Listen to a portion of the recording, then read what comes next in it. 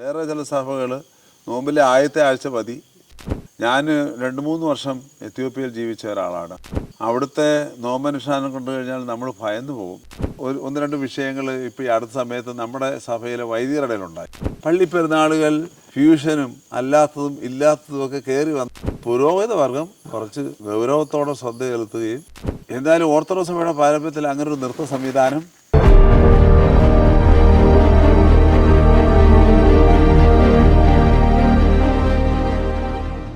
True ലൈറ്റിലേക്ക് ഏവർക്കും സ്വാഗതം. പ്രാർത്ഥനാ ജീവിതത്തെക്കുറിച്ച് പറയുമ്പോൾ നമ്മുടെ ആളുകൾ പ്രധാനമായിട്ട് ശ്രദ്ധിക്കുന്ന ഒരു കാര്യമുണ്ട്. ബുധൻ വെള്ളി ദിവസങ്ങൾ നോമ്പ് ദിവസങ്ങളാണ്. അതിൽ നിന്ന് ഒഴിവാക്കപ്പെട്ട സമയത്തൊഴികെ ബാക്കി ബുധൻ വെള്ളി നോമ്പ് ദിവസങ്ങളാണ്. സഭയുടേതായ കാനൂനിക നോമ്പുകൾ നമുക്കുണ്ട്. അപ്പോൾ ഈ 365 ദിവസത്തിൽ നോക്കിയാൽ ഒരു 200-ലേറെ ദിവസങ്ങൾ ഈ നോമ്പ് ആചരിക്കാൻ കടപ്പെട്ടവരാണ് ഓർത്തഡോക്സ് സഭാ വിശ്വാസികൾ. പല ആളുകളും ബോധപൂർവമോ അല്ലാതെയോ മറന്നു കളയുന്നുണ്ട് ഈ ഉപവാസങ്ങളൊക്കെ. ചില ആളുകൾ സംസാരിച്ച് കേട്ടിട്ടുള്ള, പ്രത്യേകിച്ച് കുഞ്ഞുങ്ങൾ പറയുന്നത്, 3 നോയമ്പ് ഞങ്ങൾ നന്നായിട്ട് നോക്കാറുണ്ട്, വലിയ നോയമ്പ് നന്നായിട്ട് നോക്കാറുണ്ട്, ബാക്കിയുള്ള നോയമ്പുകളൊന്നും അത്ര ശ്രദ്ധിക്കാറില്ല എന്ന് പറയുന്നുണ്ട്. അപ്പം ഏതെങ്കിലും ഒരു നോമ്പ് കൂടുതൽ പ്രധാനമെന്നോ ഏതെങ്കിലും ഒരു നോമ്പ് അപ്രസക്തമെന്നോ ഉള്ളൊരു കാഴ്ചപ്പാട് നമുക്കില്ലല്ലോ. അപ്പോൾ ഈ ഒരു വിശ്വാസി എല്ലാ നോയമ്പുകളും ഇതുപോലെ പ്രാധാന്യത്തോടെ നോക്കേണ്ട ഒരു കടമ ഓരോരുത്തർക്കും ഇല്ലേ? അച്ഛാ, അത് അങ്ങനെയുള്ള ചിന്തകൾക്ക് 2-3 കാര്യങ്ങളുണ്ട്. അങ്ങനെ ചിന്തകൾ വരാൻ. ഒന്ന്, നമ്മുടെ സമൂഹത്തിൻ്റെ ഒരു സ്വാധീനം നമ്മുടെ ഇടയിൽ ഉണ്ട്. ഫോർ എക്സാമ്പിൾ, ചില സഭകൾ നോമ്പുകാലം നോമ്പെന്ന് പറയുകയല്ലാതെ കാര്യമായ രീതിയിൽ നോമ്പനുഷ്ഠാനങ്ങൾ അവർക്കില്ല.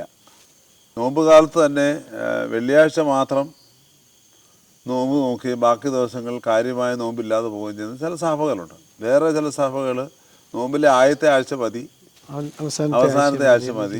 പിന്നെ വലിയ നോമ്പിൻ്റെയാണ് അങ്ങനെ പറഞ്ഞത്. പിന്നെ ക്രിസ്മസിന് മുമ്പുള്ള നോമ്പാണെങ്കിൽ അവസാനത്തെ 5 ദിവസം മതി. പിന്നെ 3 നോമ്പ് 3 ദിവസം എടുക്കും.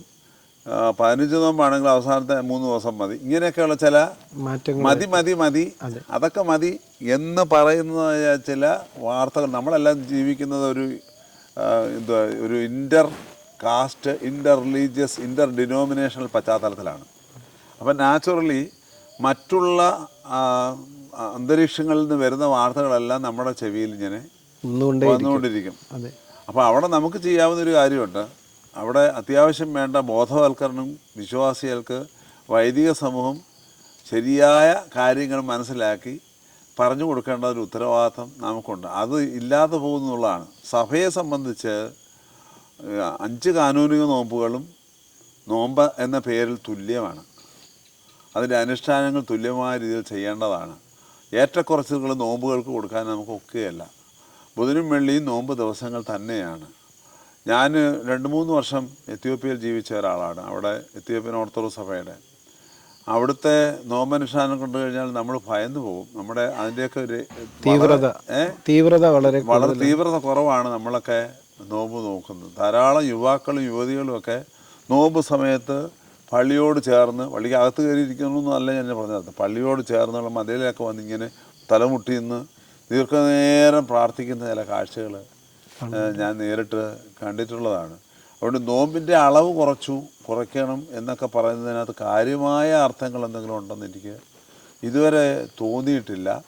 നമ്മുടെ തന്നെ കുട്ടികൾ, ഇത് എല്ലാ കുട്ടികളും അല്ലല്ലോ ഇങ്ങനെ പറയുന്നത്, നമ്മുടെ തന്നെ ചില കുട്ടികൾ നമ്മൾ നോമ്പ് അനുഷ്ഠിക്കുന്നതിനേക്കാൾ വളരെ ഭംഗിയായി നോമ്പ് അനുഷ്ഠിക്കുന്നവരുണ്ട്. എല്ലാ നോമ്പുകളും ഒരുപോലെ ഭംഗിയായി അനുഷ്ഠിക്കുന്നവരുണ്ട് എന്നൊരു യാഥാർത്ഥ്യം കൂടി നാം വിസ്മരിക്കണം. അങ്ങനെ ആരംഭിച്ചിട്ടുള്ളവർ ഒരിക്കലും അത് അവസാനിപ്പിക്കുകയില്ല എന്നുള്ളൊരു കാഴ്ച. അത് അതിൻ്റെ പ്രധാനപ്പെട്ട നമ്മൾ അതിനകത്ത് ഇറങ്ങണം.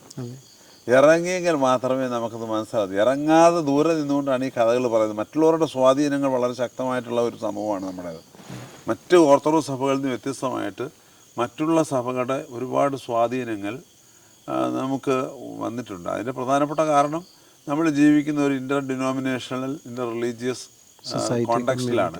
അപ്പം നാച്ചുറലി സ്വാധീനങ്ങളുണ്ടാകും. നല്ലതിനെയെല്ലാം നാം സ്വീകരിക്കുന്നത് എപ്പോഴും നല്ലത് തന്നെയാണ്. എന്നാൽ നല്ലതല്ലാത്തത് കൂടി നമ്മൾ ചില സമയത്ത് സ്വീകരിക്കേണ്ടതായിട്ട് വരുന്നു എന്നുള്ളത്.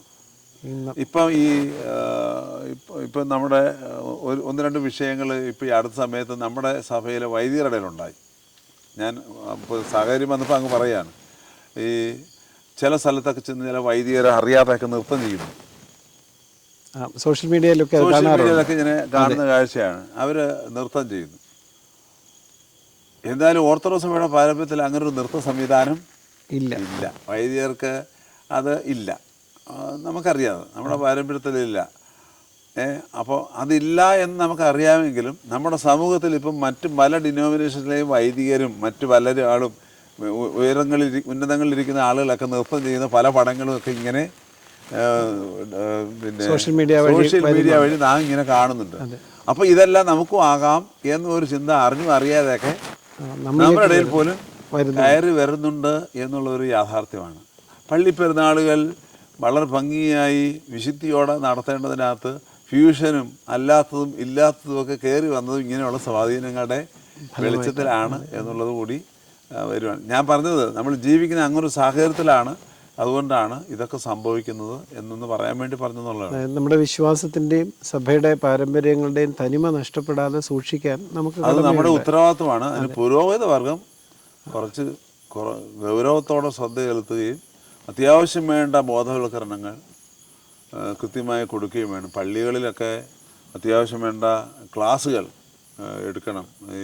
നമ്മൾ ഈ ഒരു കുർബാന മധ്യയുള്ള പ്രസംഗം കൊണ്ട് നമ്മുടെ പ്രബോധനങ്ങളൊക്കെ അവസാനിപ്പിക്കുന്ന രീതിയാണ് പൊതുവേ ഉള്ളത്.